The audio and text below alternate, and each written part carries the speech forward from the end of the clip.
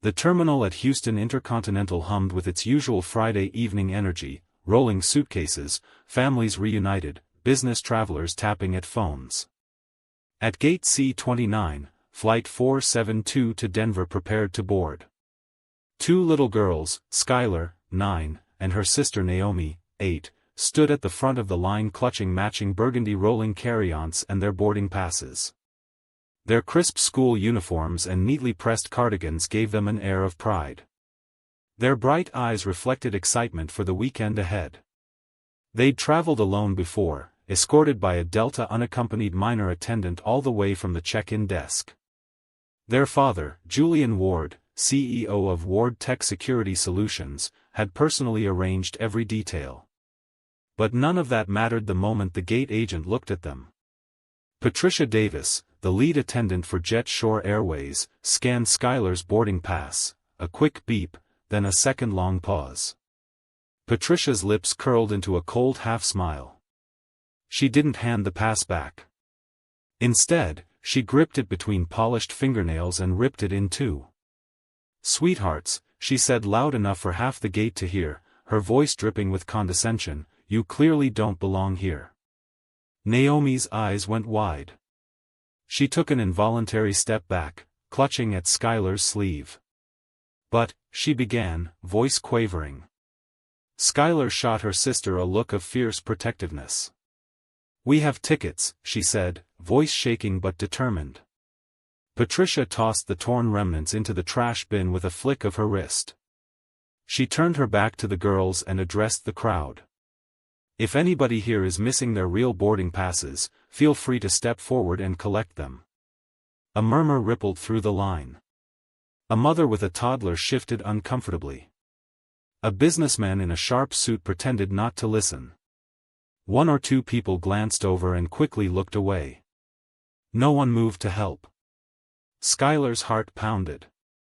She sank to one knee to speak to Naomi at eye level.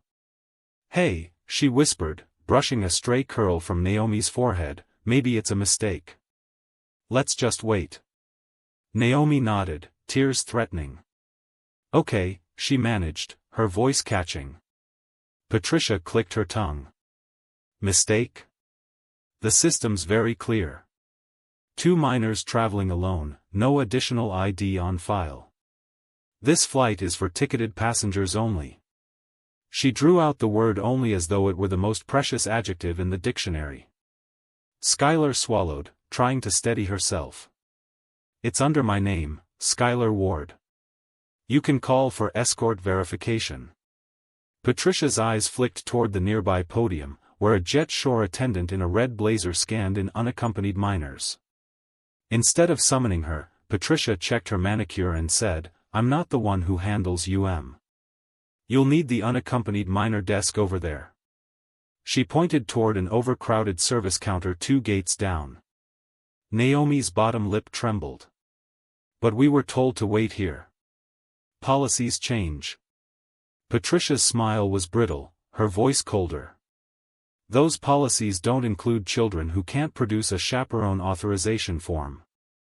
Skylar looked around desperately. A man in a polo shirt eyed the scene with polite indifference.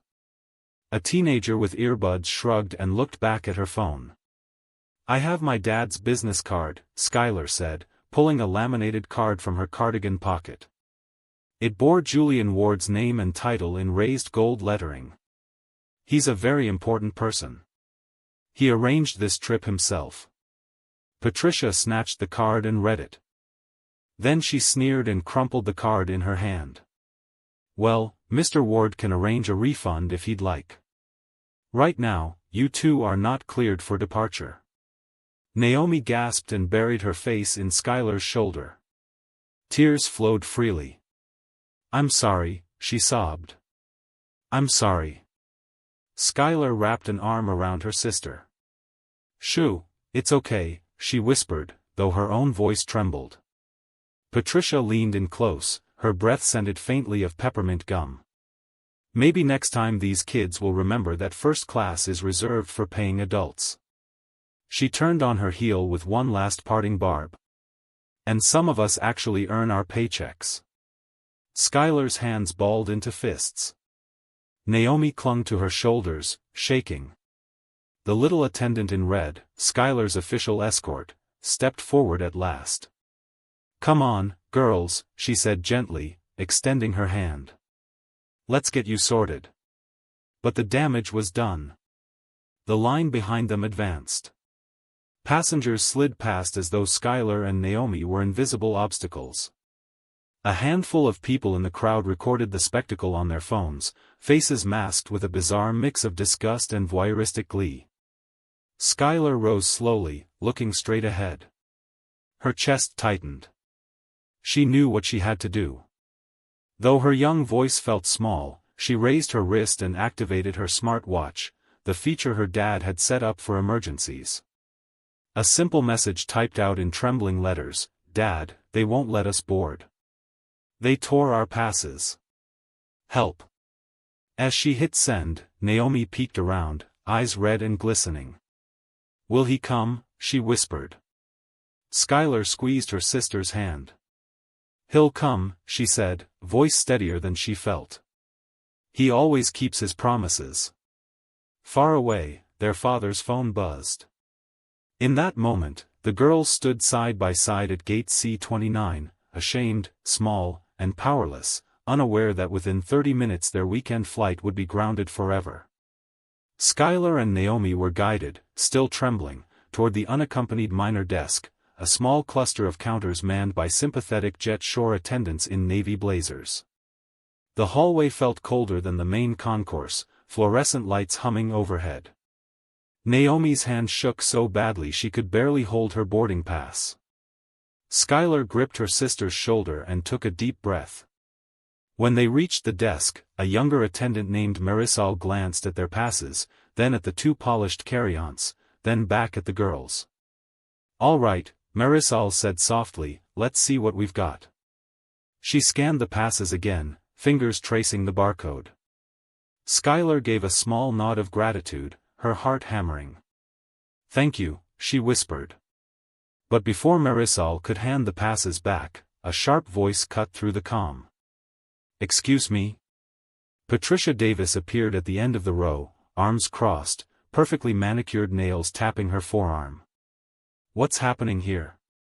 I thought you had these little escorts sorted." Her tone was mocking.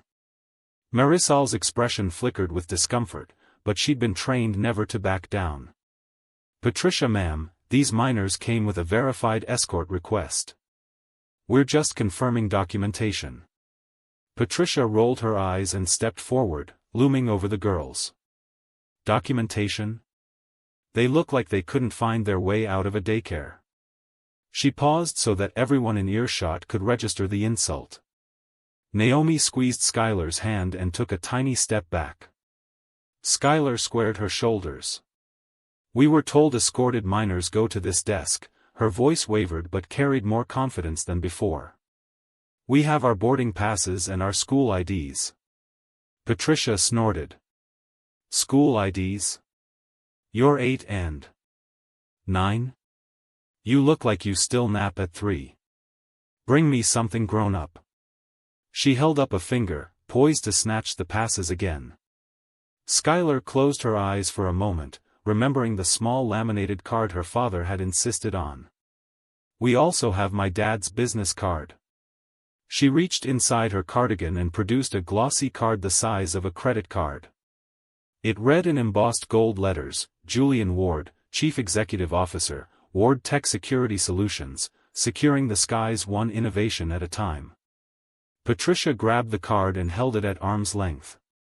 She studied it for a beat, then deliberately flicked it open like a playing card. "Ward who?" She flipped it shut and scoffed.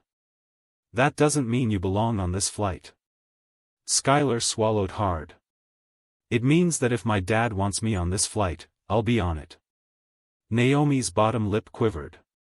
She pointed at the photo on the card, her father's clean-shaven face in a crisp suit, and whispered, "He said he'd make sure we get there." Patricia's lips curled into a cruel smile. "His little girls? Maybe he couldn't protect you from grammar school, but I'll bet he can't protect you from missing this flight." She tore the card in half and dropped it at Naomi's feet. A hush fell over the cluster of passengers now watching. Some held smartphones ready to record. One mother clutched her child tighter. A businessman in a navy tie opened his mouth to protest but shut it again. No one stepped forward. Skylar knelt to pick up the pieces of her father's card. She brushed her fingers over the torn edges, feeling a fist-sized knot of humiliation form in her chest.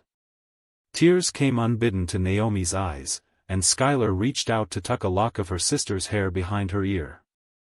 "It's okay," she said quietly, though her own voice cracked.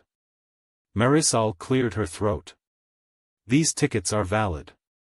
I can confirm they're paid for with the correct promo code for unaccompanied minors." She held up a tablet screen showing the payment details, a timestamp, a last-minute upgrade to main cabin extra, and a note, "Ward VIP request." Patricia leaned over Marisol's shoulder, peering at the screen. "VIP? They look anything but." She flicked her gaze at the twins again, then back to Marisol. "I decide who's VIP around here." With that, she yelled across the desk, "Security." Two burly officers strode in, approaching Skylar and Naomi. Naomi let out a small gasp, and Skylar's hand shot out to cover her sister's mouth. The officers exchanged a look with Patricia, then one of them pointed to a nearby holding pen. Patricia straightened her uniform, satisfied. "You two can wait in the security pen until I figure out what to do with you. Don't touch the passes or your phones." The officers guided the girls by the elbow. Naomi's knees wobbled. Skylar stiff-armed the move but didn't fight back. They were marched off to the little fenced-in area behind the desk where other children sometimes waited for delayed flights. But this wasn't a friendly delay. This was a punishment. From a distance, Skylar glanced back and saw the torn card and crumpled boarding passes on the floor. Her chest felt hollow. She knelt briefly to scoop them up, tears running down her cheeks as passengers behind her looked away. Marisol tried to explain, voice hushed. "I'm so sorry. This isn't how it's supposed to go." She handed back the fragments of the card and the boarding passes. "Hold on to these, I'll sort it out." Skylar simply shook her head, clutching the torn paper to her chest. Naomi was shaking too, her sobs small but steady. Skylar set her jaw. "It's not okay," she said, quiet but firm. As Patricia walked away, head held high, the barbs left behind echoed in the twins' ears. But beneath their sorrow, a flicker of resolve kindled. They hadn't given up yet. Far across town, in a gleaming boardroom on the 35th floor of Ward Tech's headquarters, Julian Ward's phone buzzed. He glanced at the screen and saw two words, "Help us." His jaw tightened. He sat down his coffee, straightened his tie, and strode out of the room without a backward glance. His daughters needed him now more than ever. Skylar and Naomi were herded into a small waiting pen behind the unaccompanied minor desk, the gray mesh fencing closing around them like a cage. From their confined vantage point, they could see patrons lining up for Gate C-29, the very spot where their world had collapsed. The bright airport lights glinted off polished luggage wheels, and announcements crackled overhead about last calls and safety reminders, ordinary sounds in an airport suddenly charged with cruelty. A group of business travelers in pressed suits chatted quietly at the front of the line. One of them glanced toward the girls, then returned his gaze to his phone screen without a word. A pair of college students, earbuds in, backpacks slung low, laughed about weekend plans, completely oblivious to the spectacle unfolding nearby. Behind them, a mother with a toddler paused, but her eyes quickly flicked away when theirs met the twins' tear-streaked faces. She clutched her child closer and moved on. Skylar felt her chest tighten. She swallowed hard, eyes scanning for any flicker of empathy. All she saw were backs turned, shoulders shrugged. Naomi stood beside her, little shoulders trembling, her bottom lip quivering in silent sobs. Skylar reached out and placed an arm around her sister, squeezing as if to hold both of them together against the world. A low murmur drifted through the line.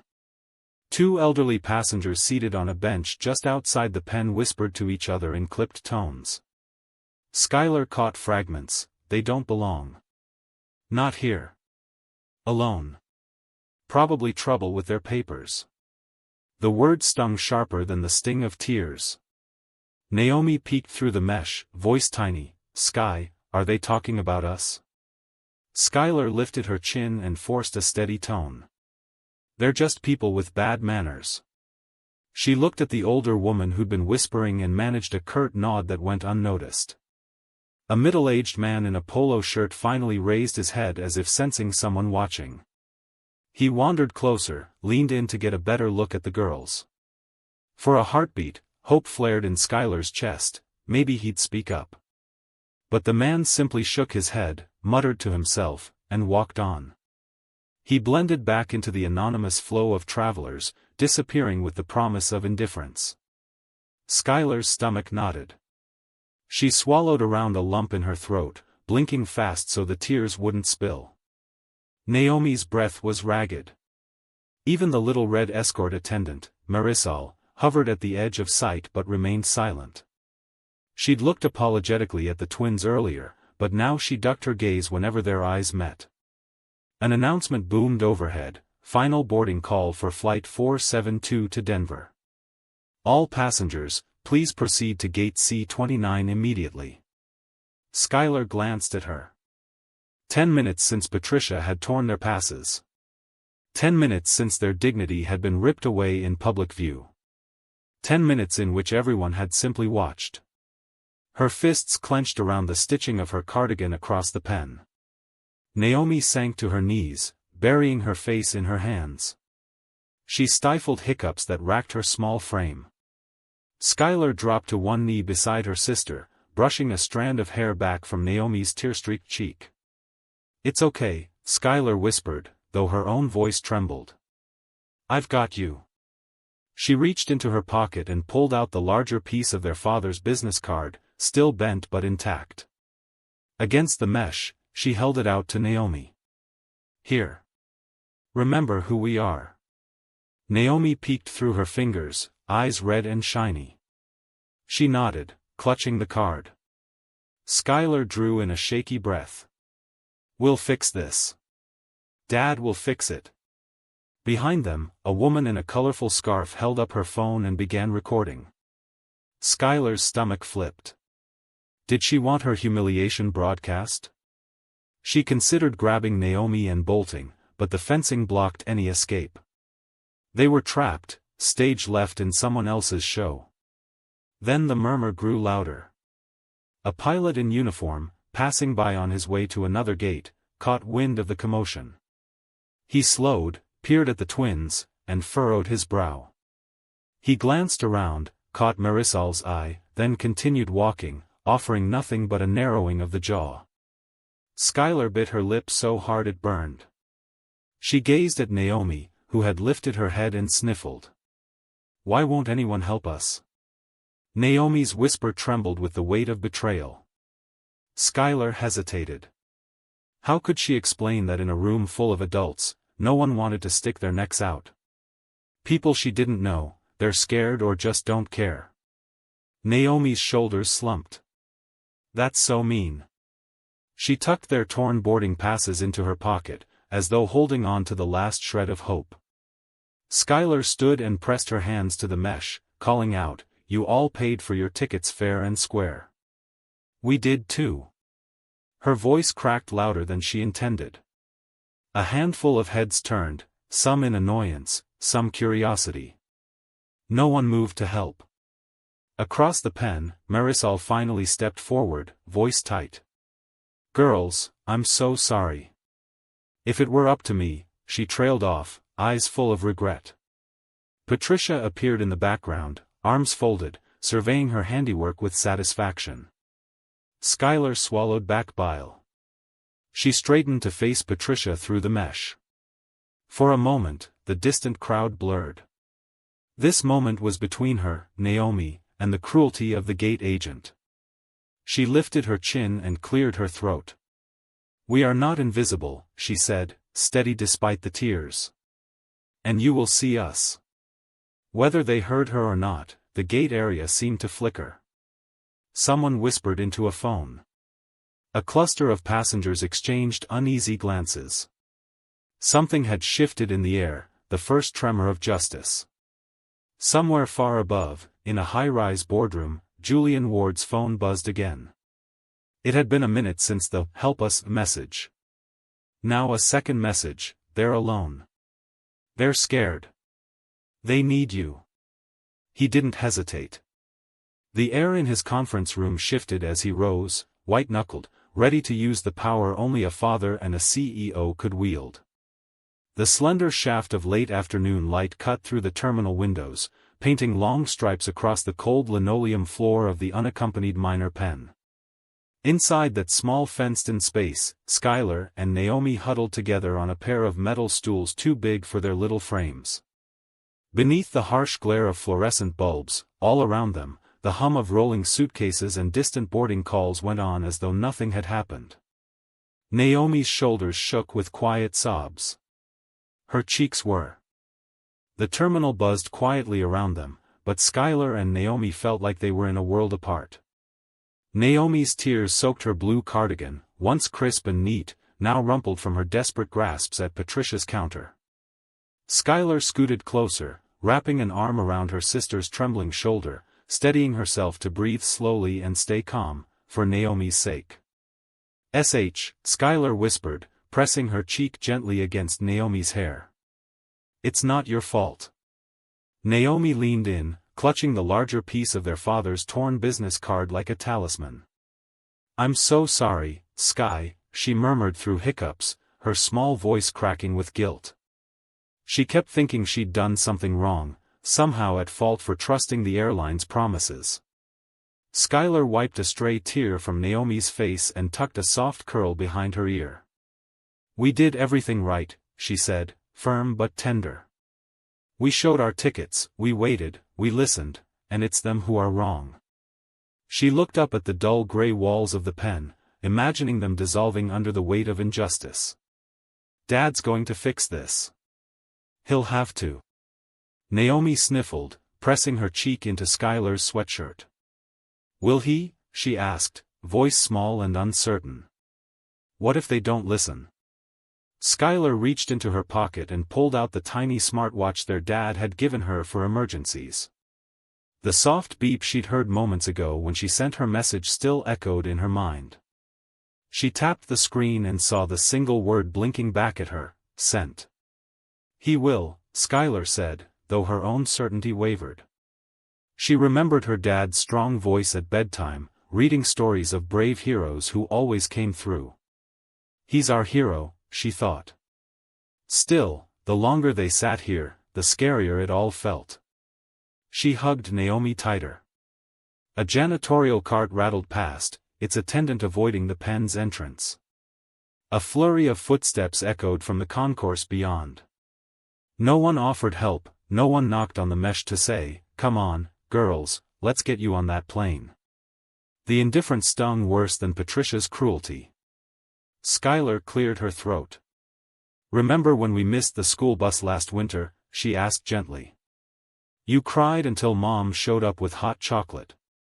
Naomi nodded, a faint smile glimmering through her tears. "She always fixes things." Skylar smiled back. "Yeah. And Dad fixes things too." She reached into her backpack and pulled out 2 granola bars packed for their trip, offering one to Naomi. "Here," she said. "Eat something, you need your strength." Naomi took the bar, unwrapped it with trembling fingers, and nibbled. "Thanks." Her tears slowed to quiet sniffles. Skylar leaned against the mesh, placing her hand flat on the cold metal. "They can see us, but they don't see us," she whispered. "We're more than just faces in a pen." She raised her chin, steeling herself. "We're sisters. And we're brave." Naomi met her sister's gaze. Her tears replaced by a fragile spark of defiance. "Brave," she echoed softly. An announcement crackled overhead, "Last call for Flight 472. All remaining passengers, please board now." Skylar's pulse quickened. The original boarding time had passed, they should have been halfway to Denver by now, stockings tucked under cozy blankets in their seats. Instead, they were trapped in this lonely pen, at the mercy of strangers. Skylar squeezed Naomi's hand. "We're going to tell Dad everything, every single word," she said. Naomi nodded once decisively. "He needs to know how they made you feel." Naomi swallowed and nodded in return. "I want him to hear me." As they sat together, the terminal's bustle felt distant, like the world outside was a separate universe. Here, two little girls faced their own battle, waiting for justice to come. They waited in silence, wounded but unbroken, quietly forging courage. Far above, at Ward Tech's gleaming headquarters, Julian Ward paused mid-conversation with a senior engineer. A flicker of an incoming message showed two simple words, "Help us," and a location, Gate C-29. His eyes narrowed, and he straightened his shoulders. Whatever happened next, he knew exactly whose fault it was, and exactly how to make it right. The moment Patricia Davis snapped her fingers and barked, "Security," the entire terminal seemed to go still. Skylar and Naomi sat frozen in the wire mesh pen, their small hands clutching torn boarding passes and shredded business card fragments like lifelines. They watched as two uniformed security officers, stern faces framed by earpieces, marched toward them with determined steps. Patricia stood back, arms folded, wearing a self-satisfied smirk. "These two," she called out, "are flagged for additional verification." She pointed at the girls one at a time. "Unaccompanied minors with suspicious circumstances. Handle it." One officer stepped forward, looming over Skylar. His badge read Officer Reynolds. He folded his arms. "Skylar Ward," he prompted, voice low and official. Skylar's heart pounded so loudly she could almost hear it. She forced her chin up. "Yes," she whispered. Officer Reynolds glanced at Naomi, whose bottom lip quivered visibly. Patricia piped up, loud enough for half the gate to hear, "They've been claiming VIP status, but their paperwork is incomplete." Her tone implied something darker, as if the girls were attempting fraud. Naomi pressed herself against Skylar's side. "We have our passes," Naomi stammered, her voice cracking. "We really do." Reynolds reached for Naomi's rolled-up sleeves, inspecting the school ID pinned there. "Let's see it." He ripped the ID card from her cardigan and held it between two fingers. Naomi whimpered, rubbing her arm where it pinched. Skylar surged forward, voice trembling but firm. "Give it back. You can't just take it."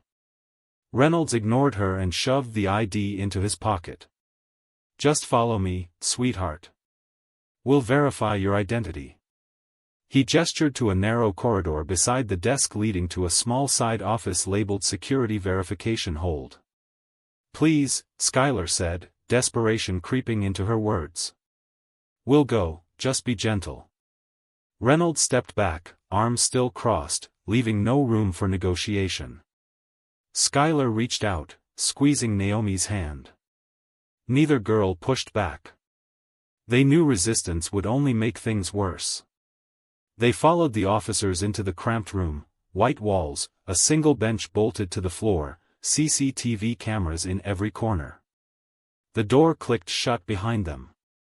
Officer Reynolds locked the metal door and removed his gloves.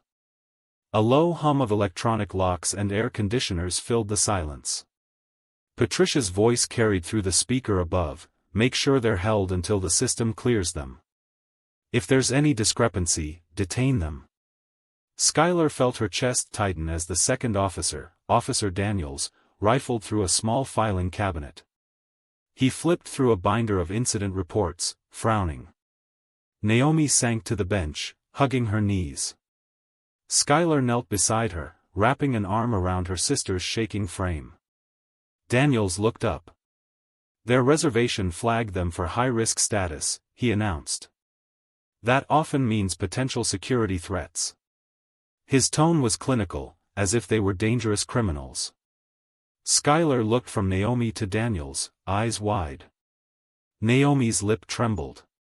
"We're just kids," she whispered so softly it might have been swallowed by the hum of the air vents. Daniels leaned over Naomi, staring down at her. "Don't talk back," he said. Said sharply, "Our job is to investigate. You two are not cleared to board until we finish." Skylar's heart lurched. The room felt colder than the terminal outside. Her palms dampened. She bit her lip. "Please," she managed. "We're not dangerous." Patricia's voice crackled through the speaker again. "Make sure they've been fully frisked. No exceptions." Frisked. The word was a hammer blow. Skylar's stomach churned. Reynolds approached. "Out of respect for protocol, we'll need to check your outer garments." He signaled Daniels. Naomi's eyes filled, but she didn't cry out. Skylar's jaw clenched as Daniels patted down Naomi's arms and shoulders, then moved to Skylar. His hands felt rough. Every push and rub of fabric against fabric, every flick of a latex glove felt like a violation, not of policy but of their dignity. "Anything in your pockets?" Daniels asked Skylar. He emptied her pockets onto the bench, a hair clip, 2 granola bars, and the battered half of her father's card. Daniels picked up the card fragment and waved it. "One half of a VIP card," he said aloud.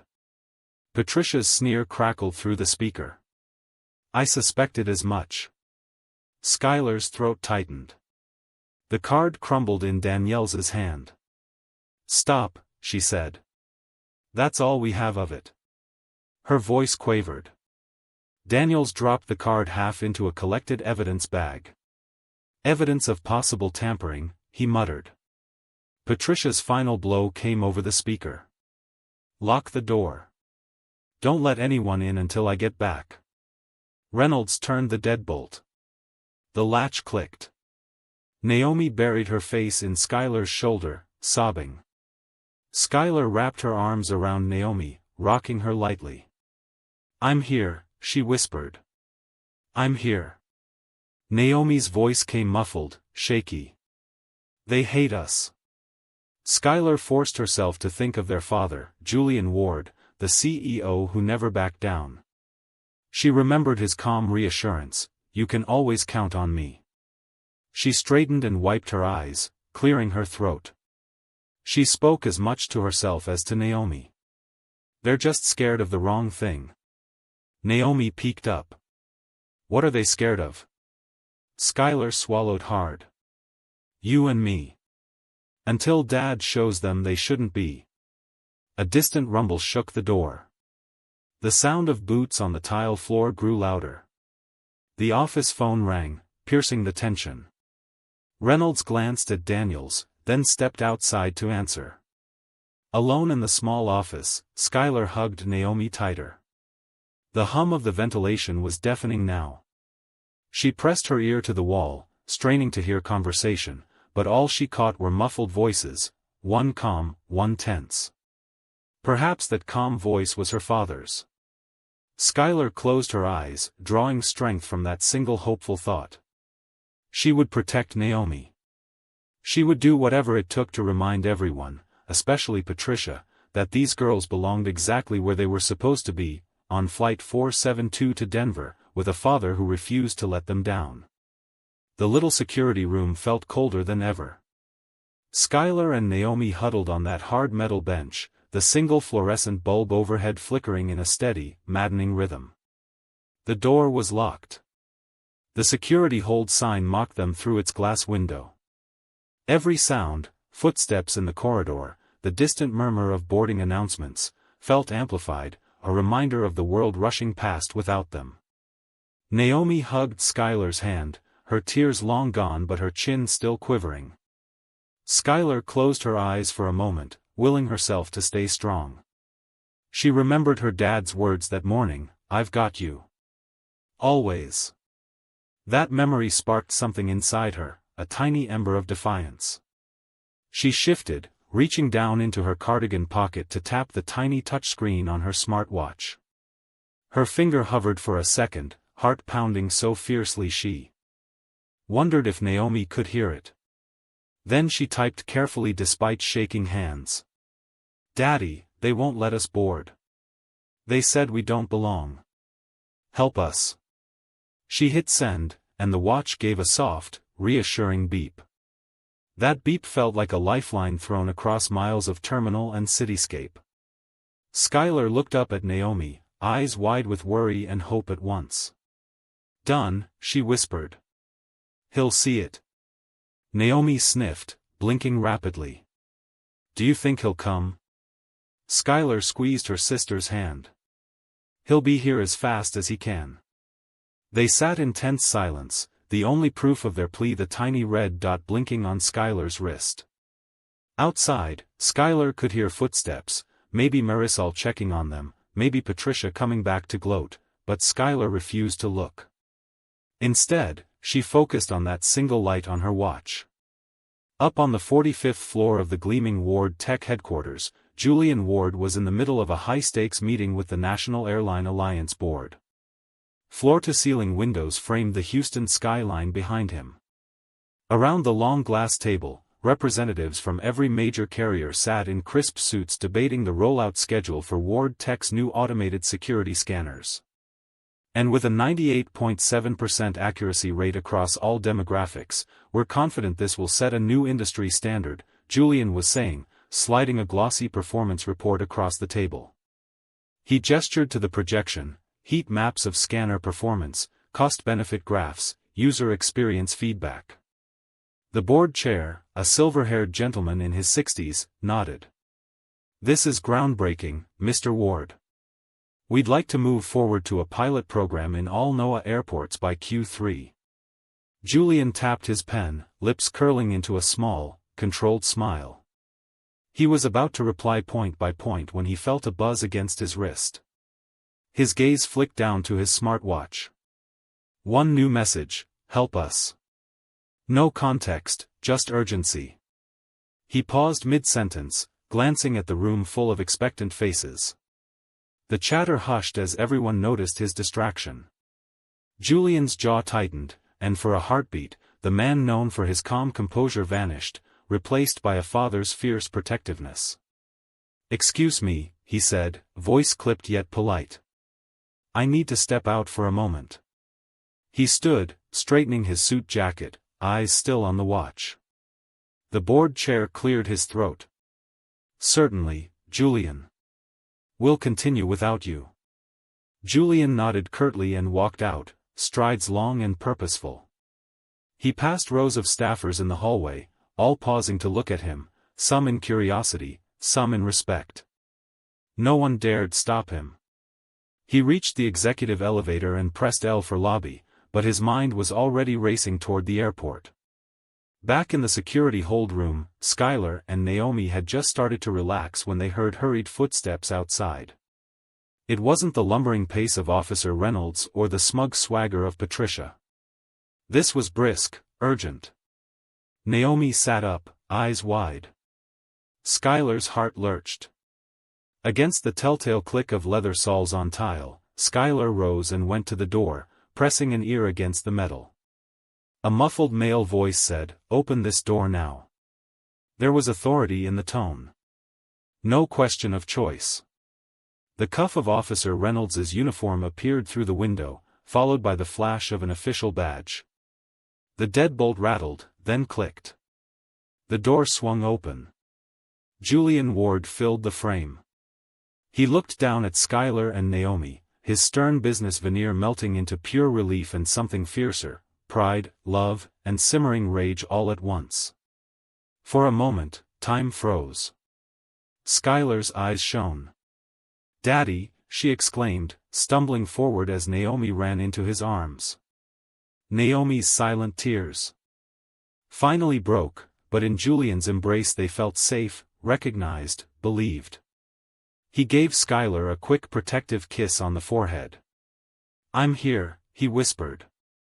Skylar's knees wobbled. He supported both girls against him. Reynolds cleared his throat, stepping back. Mr. Ward, this is a secure area. Julian held up a hand, his gaze steely. These are my daughters, he said quietly but firmly. You will not speak to them like this again. Open the gate. His words echoed with the authority of a CEO and the tenderness of a father.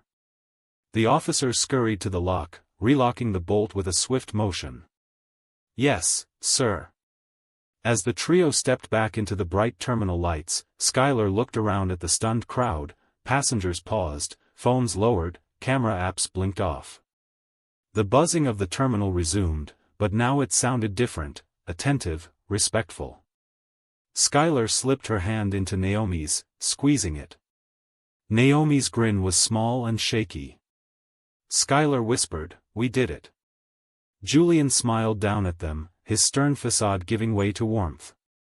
"We're not done yet," he said, giving Skylar's watch a glance.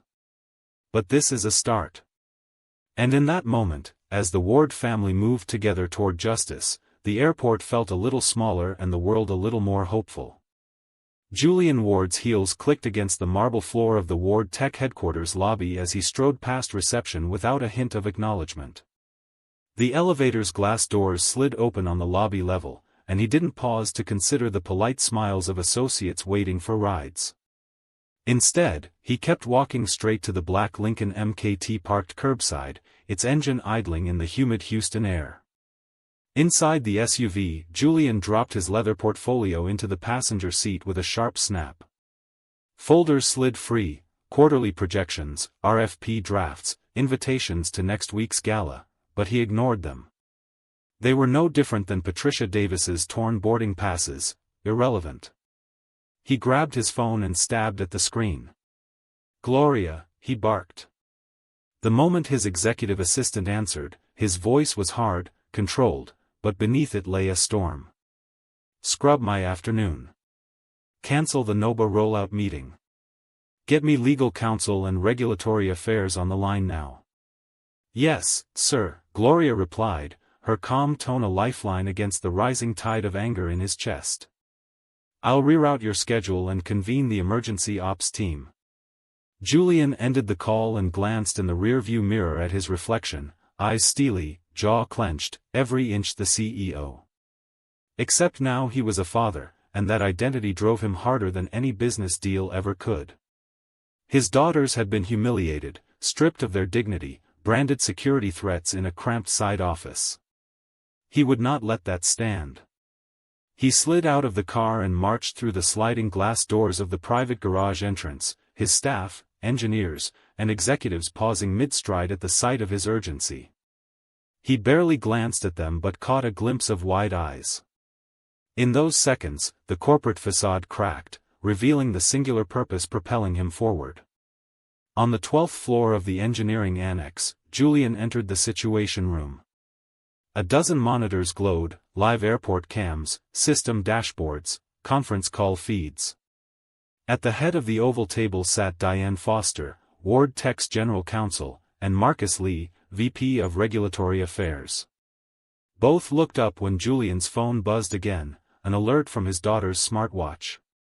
"Ladies and gentlemen," Julian said, voice low and unwavering, "I'm here on personal and professional grounds. Effective immediately, I'm requisitioning every resource we have to." Responding swiftly to an abuse of protocol at Houston Intercontinental, Julian slid a sheath of papers across the table, flight manifests, images of Patricia tearing Skylar's ticket, and a screenshot of his daughter's watch alert. "My daughters were detained and called security threats under my name, on my watch." Diane picked up the documents, her expression tightening. "Julian, if we're going to take action." He cut her off firmly. "We're not negotiating. I want the National Airline Alliance to revoke JetShore's security certification across all FAA-affiliated airports. I want a nationwide grounding of every JetShore flight until they submit to a complete audit of their passenger procedures." His gaze swept the room. "We'll present it as a safety issue. Their crew has demonstrated reckless profiling. They put children at risk.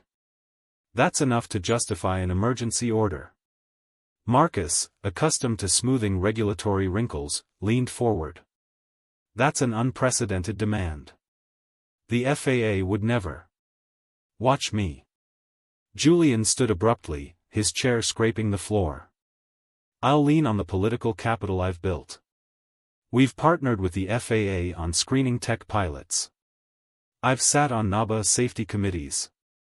I know who to call. His voice was both a promise and a warning. Diane exchanged a look with Marcus, then nodded in understanding. I'll draft the emergency petition. We'll cite Title 49, Section 44901, Passenger Safety Protocols. We'll argue that Jet Shore's crew has breached the standard of duty of care for minors. Julian allowed himself a single nod of appreciation. Good. And prepare a press brief. I want media ready the second the order drops. I want every airport TV monitor rolling footage of Patricia's meltdown and the security threat memo stamped across the manifest. He paused, then added quietly. This isn't about retaliation. It's about principle. If we let one airline treat my children that way, we let them treat anyone that way. It ends now. A tense silence followed. Then Gloria appeared at the doorway, tablet in hand. Meeting scheduled in 10 minutes. Teams assembled. Julian checked his watch, noting the time since his daughter's first message, 30 minutes. Thank you, he said. He turned on his heel and strode out, every bit the executive with a mission, but now that mission was deeply personal. Back at Gate C-29, Skylar and Naomi sat in the open space where the fence once confined them, their father's arrival dissolving the isolation. They watched officers and Jet Shore managers scurry, whispering urgently into phones. Their escort, Marisol, approached tentatively, offering gentle reassurance. Skylar nudged Naomi. Something's happening. She cupped her hand to her ear, listening. Revocation order. FAA emergency directive, all Jet Shore flights grounded. Naomi's eyes widened. Grounded? Does that mean we can't go anywhere? Skylar smiled, a quiet triumph shining through her tears. It means they're in trouble. But it also means Dad is fixing this. A hush fell over the gate area as an announcement crackled overhead. Attention passengers, all Jet Shore Airways flights are temporarily grounded nationwide. We apologize for the inconvenience. Passengers exchanged stunned looks. Some clapped softly, others murmured into phones, eager to share the news. Skylar reached for Naomi's hand. They didn't need to speak. The world had heard their story, and their father's fury had lit the fuse for justice. Julian Ward's fingertips hovered over his phone screen as he stormed into the executive briefing room at FAA headquarters. The polished mahogany table gleamed beneath the chandeliers, but Julian's reflection was all business. A dozen top FAA officials and NABA representatives sat waiting, some visibly nervous, others confident they'd seen it all. On a wall-mounted monitor, live feeds from terminals across the country flickered. Dozens of Jet Shore gates sat idle, aircraft grounded and waiting. Julian wasted no time. With a curt nod to the FAA administrator, he pressed the call button. A synthesized ring echoed through the silent room until the administrator's calm voice came on speaker. Mr. Ward, we've been expecting your call. Julian drew in a steadying breath, channeling every ounce of authority he had built as CEO, and as a father. This is beyond a simple service complaint, he began, voice steady and clear. My daughters were detained, labeled security threats, and insulted in front of a crowd. That constitutes a breach of the duty of care for minors under Title 49, Section 44901. I am formally requesting an immediate emergency order to revoke Jet Shore Airways security certification and ground all Jet Shore flights nationwide, effective 30 minutes from now, until they submit to a full audit of their passenger screening protocols. No exceptions. A murmur rippled around the table. The FAA's general counsel cleared her throat. That's an extraordinary request, Mr. Ward. Revoking an entire carrier's certification on such short notice requires substantial evidence of systemic failure.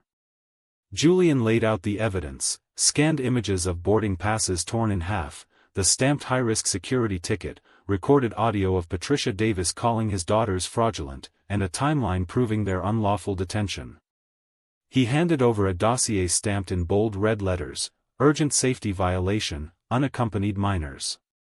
This isn't isolated human error, Julian said, voice cold and firm. It's corporate policy run amok. If the FAA won't intervene, children will keep suffering. Someone at the table whispered into a headset. The administrator leaned back, studying Julian's calm insistence. We'll convene the safety review panel immediately. If they agree this constitutes an imminent threat to passenger welfare, we can issue an emergency grounding under our provisional authority. Julian's jaw tightened as he glanced at his watch. 20 minutes remained until the deadline he'd set. I expect a decision before 30 minutes are up. Lives are at stake, including my daughters. Silence fell. Then the administrator spoke again, voice formal but firm. Mr. Ward, we're issuing Emergency Order 1187. JetShore Airways security certification is revoked effective immediately. All FAA-sanctioned operations by JetShore are suspended until further notice. A written directive will be delivered to every major U.S. airport and posted on the FAA's public portal. We will also notify the NTSB and DHS for ancillary security checks. A collective exhale swept the room. Julian clicked off the call and exchanged a brief nod with the administrator. Thank you, he said quietly. And please expedite the public notice. My daughters, and every passenger, deserve to know their safety matters. Back at gate C-29, Skylar and Naomi sensed the shift before the announcement crackled over the PA system. Clear words boomed through the speakers. Attention all passengers, effective immediately, JetShore Airways certification has been suspended by the FAA due to critical safety violations. All JetShore flights are grounded nationwide.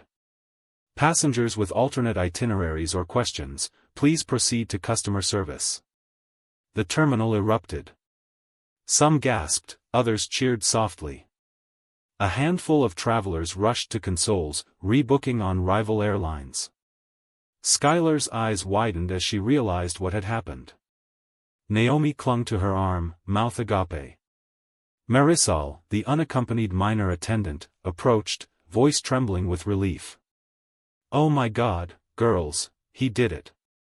She handed them fresh boarding passes on another carrier. Here. First class. Direct to Denver. Just you two. Go. Skylar nodded, tears of triumph shining in her eyes. Thank you. Naomi pressed her sister's hand, still unable to speak. Across the concourse, Patricia Davis stood by the counter, pale and shaken. Nearby, a uniformed manager held a stamped envelope from FAA enforcement, whispering urgently into his radio. Brow furrowed, Patricia's face crumpled as she read the first line, "Your security certification is hereby revoked." She sank onto a stool, dread washing over her. Skylar and Naomi slipped past the stunned crowd, escorted by Marisol through a side corridor. As they walked, Skylar caught sight of the live flight status boards, every JetShore flight listed as grounded by the FAA. Naomi whispered, her voice crackling with awe, "They're all stopped." Skylar inhaled deeply. "He wouldn't let it go," she said softly. "He made them stop."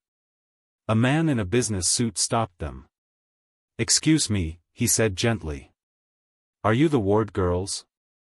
Skylar nodded. He held out a phone with a news clip playing, images of two little girls at gate C-29, voiceover describing the FAA's emergency order.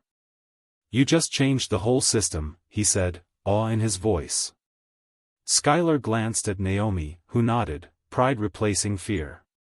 They took each other's hands and continued down the hallway, two small sisters in crisp school uniforms, escorted by a former stranger but now protected by the full force of federal authority.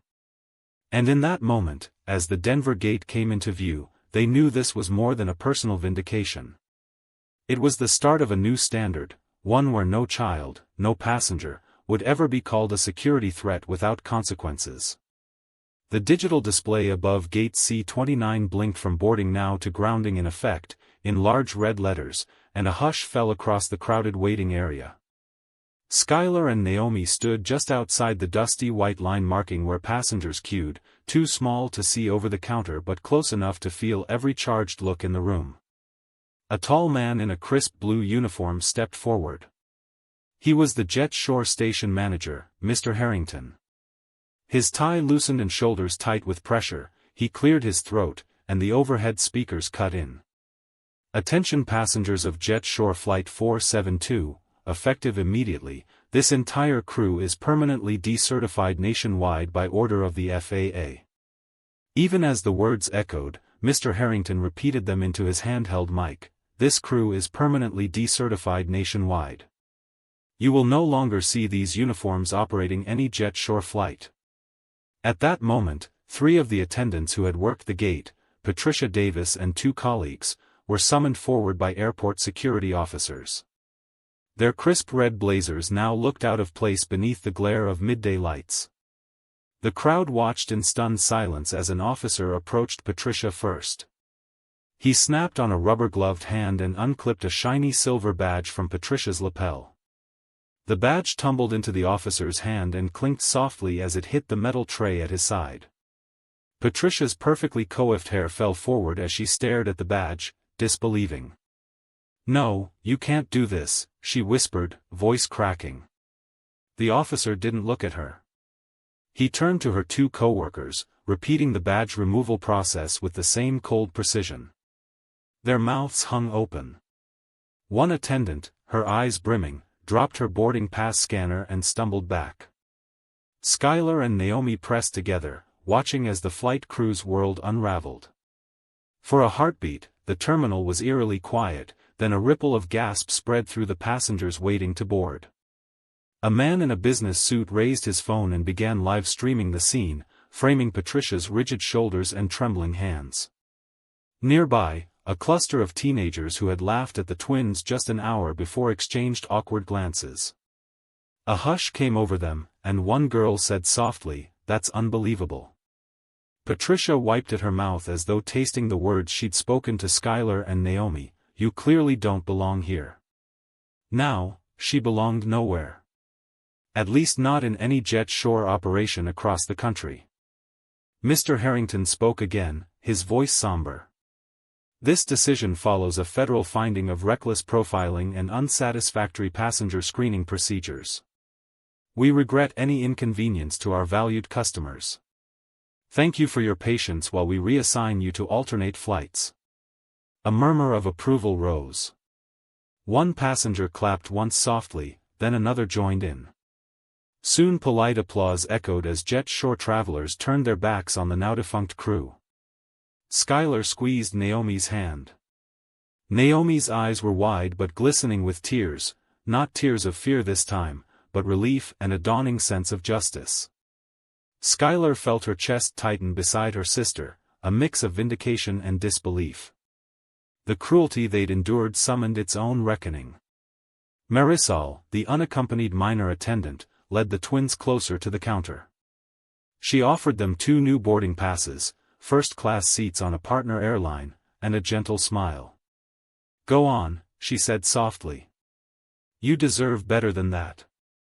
As Skylar and Naomi moved forward, the man live streaming approached them. He showed them his phone screen. The video already had hundreds of views, comments flooding in with outrage at Patricia's treatment of children. One viewer wrote, "This is why we need accountability."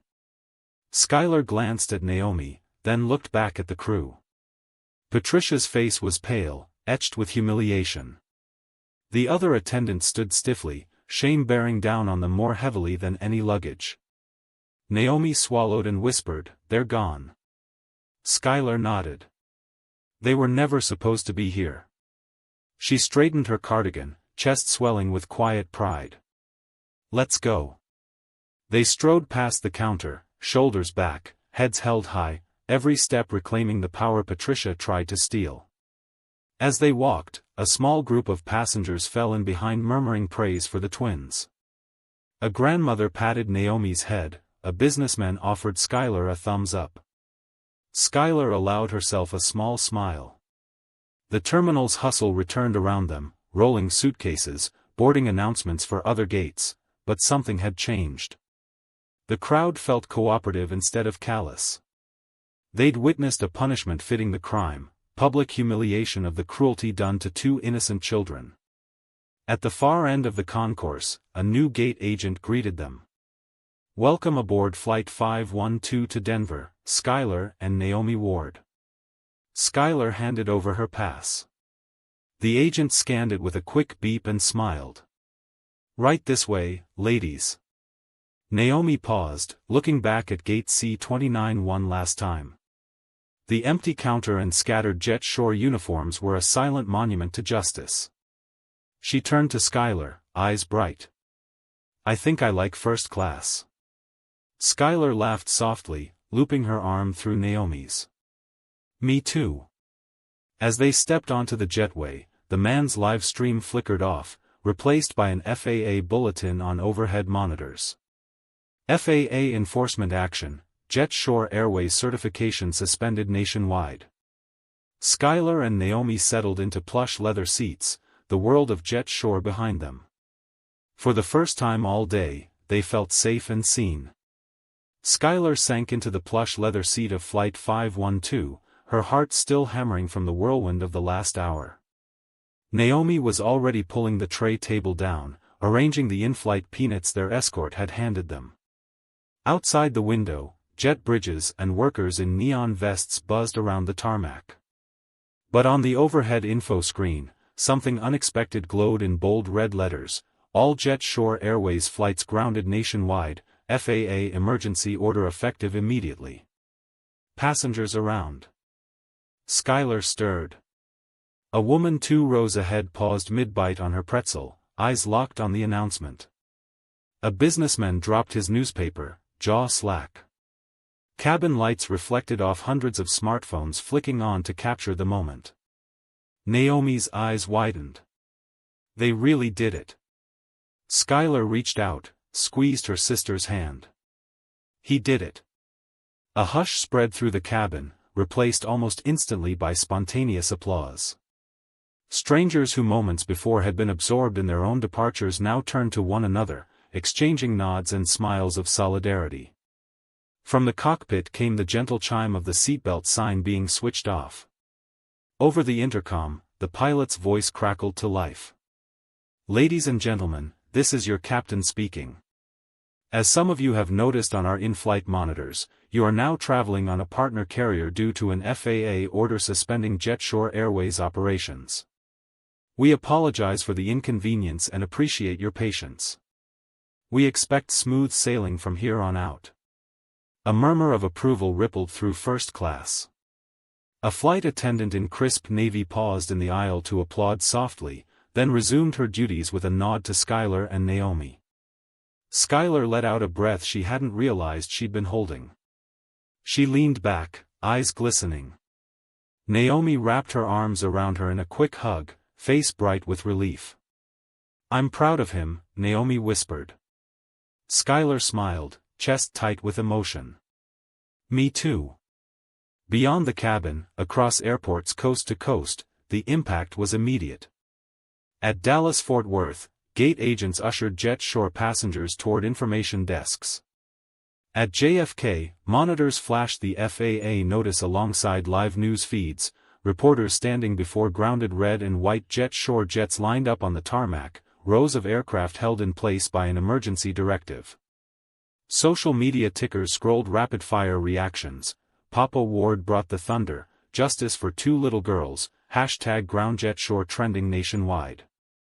Back in Skylar's row, an elderly couple sitting next to them swapped phone screens to show each other photos of Gate C-29 from earlier that day, the empty pen, two small girls clinging together, a lone red blazer draped over the counter where Patricia had once insulted them.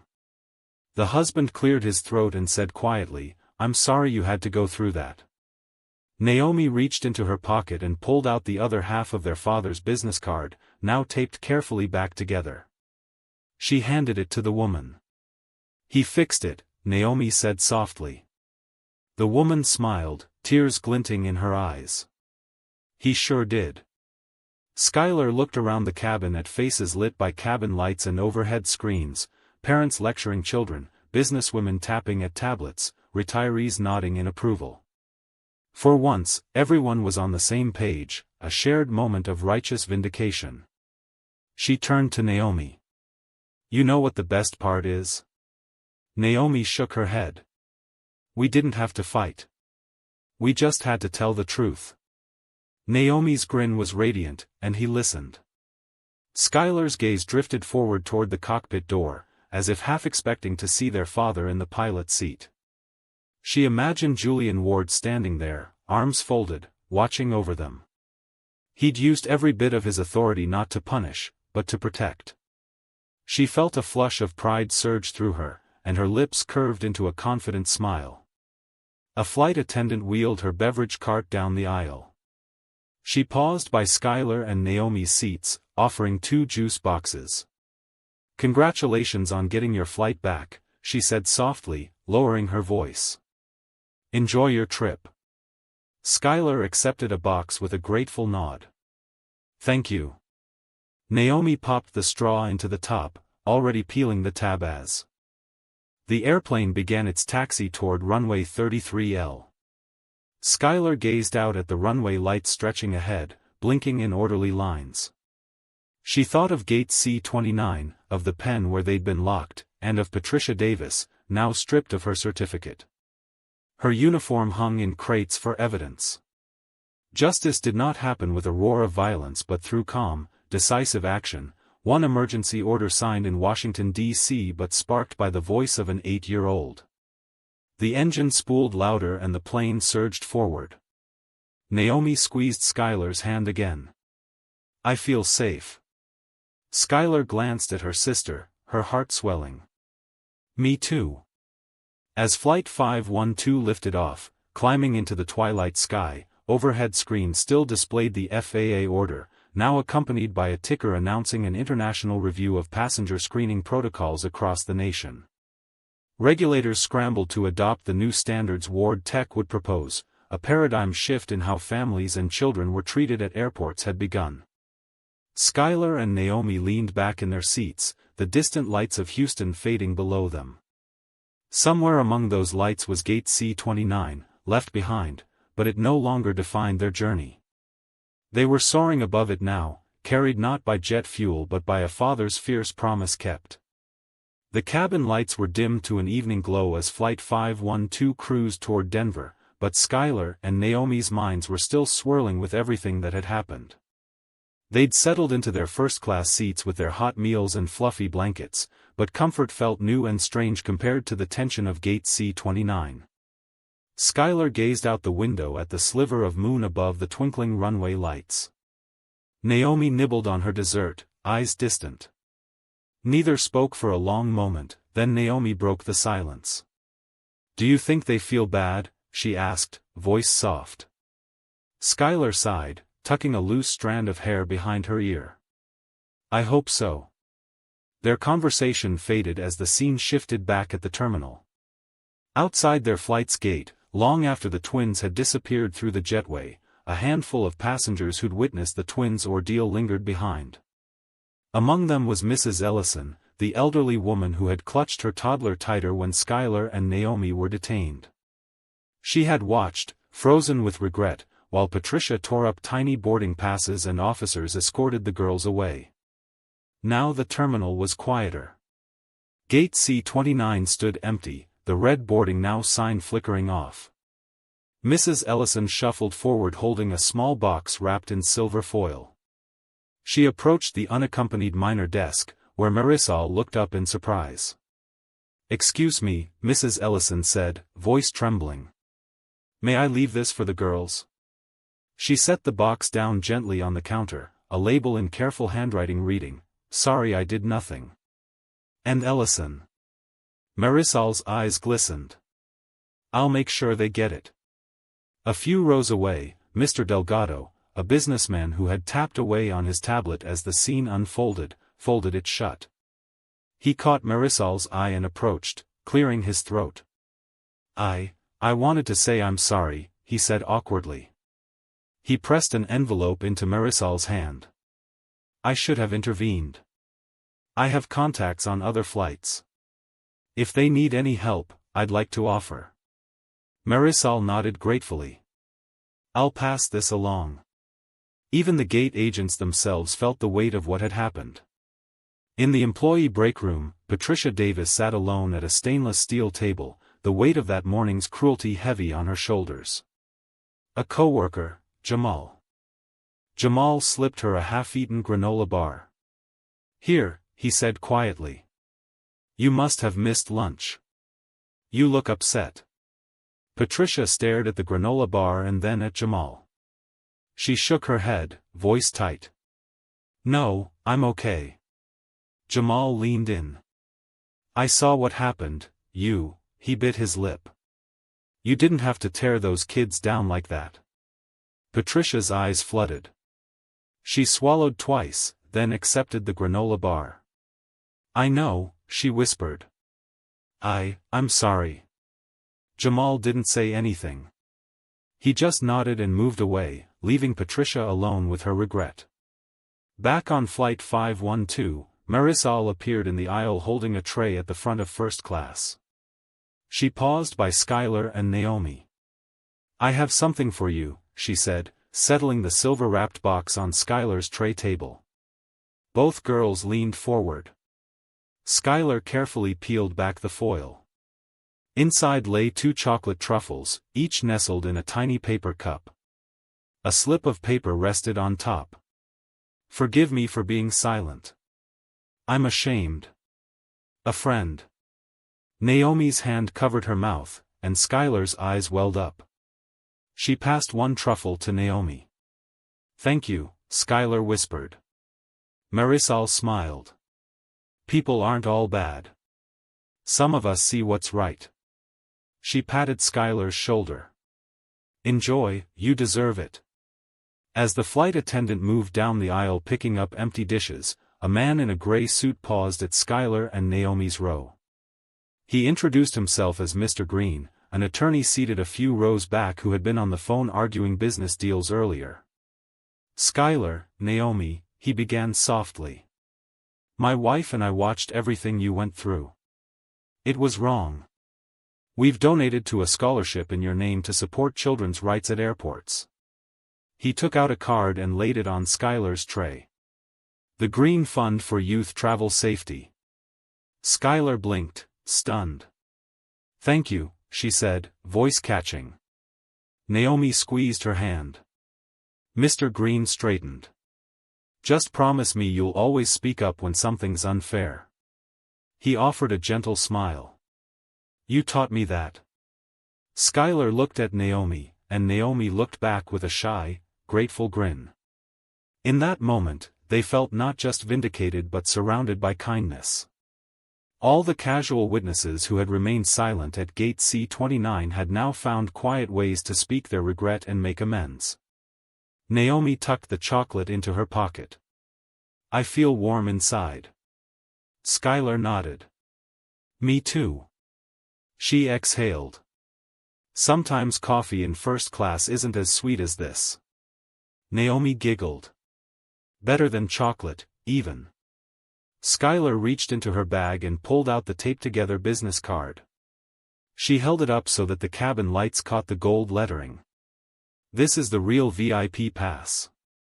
A few seats away, the pilot peeked into the cabin and gave them a thumbs up, another quiet apology, another nod of respect. Skylar settled back, chin up. "We belong anywhere we choose to be." Naomi grinned, confidence shining in her eyes. "Anywhere." As Flight 512 climbed into the night sky, the silver box and the gentle apologies reminded them, and every passenger aboard, that while cruelty could happen in a careless moment, compassion could follow in 100 small acts, restoring faith in the humanity around them. The morning sun filtered through the curtains of the Ward family's Denver hotel suite, casting a warm glow across the room. Skylar yawned and stretched, still wrapped in the memory of last night's turbulence, both in the air and on the ground. Naomi padded over to the window and peered down toward the bustle of taxis and shuttles below. "Do you think they really changed everything?" Naomi asked, voice hopeful. Skylar slid off the bed and Telltale's epilogue, Ward Tech reshapes airport justice. Skylar grabbed the remote, flicking on the small flat-screen TV mounted in the corner. The morning news was already in full swing, bold headlines scrolling beneath the anchor's calm delivery. In historic move, FAA announces adoption of Ward Tech's unbiased screening system at all major U.S. airports. Skylar felt her heart skip. She sat on the edge of the bed, motioning for Naomi to join her. The anchor explained that within the next 6 months, airports from San Diego to JFK would begin installing Ward Tech scanners, machines rigorously tested to ensure equal treatment for every passenger regardless of age, race, or background. A graphic illustrated side-by-side comparisons, the old system's glaring red alerts disproportionately targeting people of color, and the new system's uniform green checks. On screen, a graphic showed Julian Ward addressing reporters outside the FAA headquarters. He stood tall, flanked by banners that read, "Safety for all and no passenger left behind." He spoke clearly. "Today we take a stand for every child, every family, every traveler who deserves dignity at every step of the journey. Thank you to the FAA for choosing fairness." Naomi clapped her hands, excitement lighting her face. "Dad did it." Skylar smiled, brushing a loose curl from her forehead. "He did." She paused the TV and turned to her sister. "This isn't just about us anymore. It's about everyone." They dressed quickly, Skylar in the same school uniform she'd worn yesterday, Naomi in her bright cardigan, and joined their father in the sweet, small kitchenette. Julian greeted them with quiet pride, setting fresh orange juice and breakfast pastries on the counter. He handed each girl a steaming mug of hot chocolate, the steam spiraling lazily upward. "I saw the news," Skylar said softly, wrapping her hands around her mug. Julian sat beside them, his presence a steady anchor. "The FAA's decision is a milestone," he said, voice warm. "It means no other child will ever be treated the way you two were." Naomi's eyes glistened. "I'm glad." Julian nodded. "Me too. But this is just the beginning." He reached out, brushing a lock of hair behind Skylar's ear. "Ward Tech will continue to refine the system, improving accuracy, reducing wait times, making travel smoother for everyone." Skylar imagined airports where every passenger stepped through a fair, unbiased process, where no one was singled out because of their skin or age. "It sounds like a dream," she said. He smiled, kissing the top of her head. "Dreams can come true when you work for them." After breakfast, they prepared to check out. The elevator ride down felt like a victory lap, every floor that passed brought them closer to home and the life they'd fought to protect. At the curb, a line of black SUVs awaited, drivers holding signs for other VIP guests. A small crowd of reporters recognized Julian and raised cameras, but he waved them off gently. Today is a family day, not a press conference. Inside the car, Skylar gazed out the window as the city drifted by. Naomi nestled into her sister's side, clutching the folded business card that had started it all. Julian drove in silence, focused but content. The radio played soft music, punctuated by a news bulletin. FAA also announces task force to oversee implementation of ethical AI and transportation security, co-chaired by CEO Julian Ward. Skylar's brow arched. "You're co-chairing?" Julian glanced at her in the rearview mirror. "Yes. We'll work with airlines, airports, and advocates to set firm guidelines so no one ever reverts to old biases." Naomi beamed. You have so much to do. He laughed quietly. There's plenty to keep me busy, but families come first. He reached back and squeezed both their hands as they drove through the airport's perimeter road, past Terminal A's. Gleaming glass walls of the airport came into view. Skylar thought of Patricia Davis, stripped of her uniform and badge, sitting somewhere stalled by the consequences of her actions. She didn't feel vindictive. She simply felt that this was how justice was meant to work, measured, systemic, lasting. As the car turned a corner and the Denver skyline came into full view, Skylar sat up straighter, inhaling deeply. She looked over at Naomi, who returned her gaze with bright, determined eyes. Julian cleared his throat softly. Girls, I'm proud of you both, he said. You showed courage in a moment of fear, and you reminded all of us, that sometimes you don't need to shout to fight back. He paused, letting the words hang in the air. Naomi looked up at him curiously. He continued, voice steady and kind, you just need to stand tall and let the world adjust to your height. Skylar and Naomi smiled at each other. In that moment, as the morning sun glinted off Denver's glass towers, they knew he was right.